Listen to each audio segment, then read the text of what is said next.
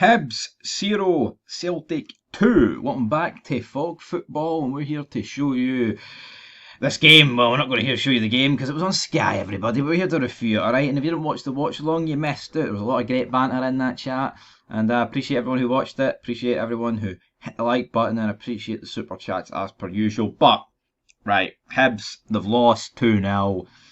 And it was pretty much the first half that lost them. They were abysmal, Hibs, man. The first half was absolutely rank. It just was. I mean, conceding with your first attack that you have to defend.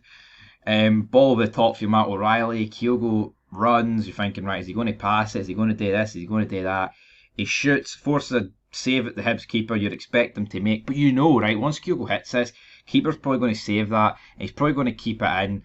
And then you're going to have to defend. But no, because instead of trying to get the ball, James Forrest gets it first. Hibs just sit there bewildered, don't really even know what is going on. And then what happens? Well, I'll tell you what happens. Celtic make it 2 on the 1-0 because he plays it across to Kuhn and he continues his fine form in the start of the season because Nicholas Cooney's been alright.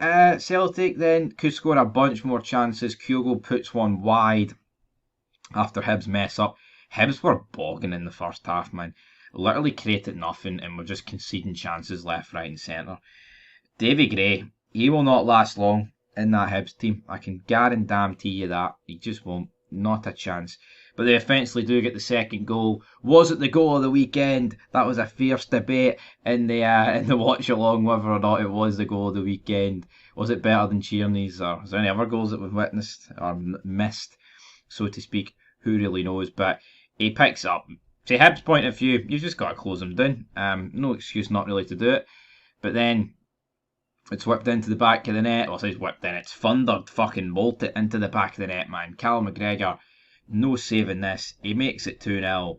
And Hibs are absolutely snookered at this stage. I thought it would have got worse. It didn't.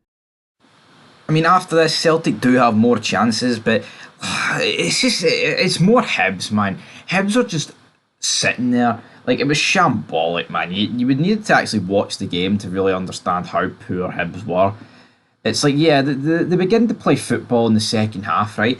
But you can't start 2-0 down against most teams. And you sure as hell can't do it against Celtic. So they are beginning to play a little bit better there into the second half. Like, we had a few substitutions be made which were desperately needed from a Hibs perspective. Martin Boyle was forcing a couple of things. He was running, he was playing balls across, but not a lot going on there. Celtic then had a corner. It fell to Cal McGregor, edge of the box. He went for another screamer, but it took a deflection and just clipped the post. We then saw Kyogo go down with an injury, which obviously was the fear for Celtic. You're sitting there from a Celtic perspective thinking, right, they've left us incredibly light up front. We do not want to be left with Mikey Johnson. And Mikey Johnson's actually come off by an injury, hasn't he? So, again, not good in that regard. Absolutely not. It's definitely not good up front for Celtic Football Club. But Kyogo, he did manage to soldier on for a bit.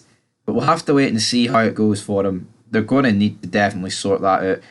He's had that niggling shoulder injury for a while, and we've seen him have to take like months off at a time in some cases, so we'll have to see how it's going to go down. But yeah, didn't look good initially, but he managed to play on a bit and then came back with it. As for Hibs, we've seen Bowie hit the bar. Celtic, though, they just managed it. I mean, I predicted 5-0. I'm glad it only finished 2 because it keeps Celtic from, I say, steamrolling away in the goal difference department. They're plus 6 2 games in. I mean, that's absolutely mental. I mean, it could have been a lot worse, to be honest. But I mean, that's it. I've literally spent 2 hours on a live stream talking about this game, so sorry if my thoughts aren't exactly brilliant here when it comes to reviewing it, but what is there to say? Celtic were great in the first half. Hibs were absolutely abysmal, and in the second half, you couldn't really pick a side that edged it, to be honest. Celtic had their chances. I thought Kyogo missed another bunch of clear-cut opportunities today, and that's another game without scoring for Kyogo. Hibs play Celtic next week. You do worry for them, you do fear for them about what's going to happen. But the question is, how long is Davy Gray going to last? He won't last long. There's not a chance he'll last any long, man. Not a chance. But anyway, guys, leave your thoughts down below. Hibs 0, Celtic 2. A couple of games here at 3 o'clock. I'm deciding which one to watch. I think it'll be St Mirren Aberdeen. That's definitely the tastier of the two, because Kelly St Johnson still got bland at the end of the day, isn't it? Like a dinner with no seasoning.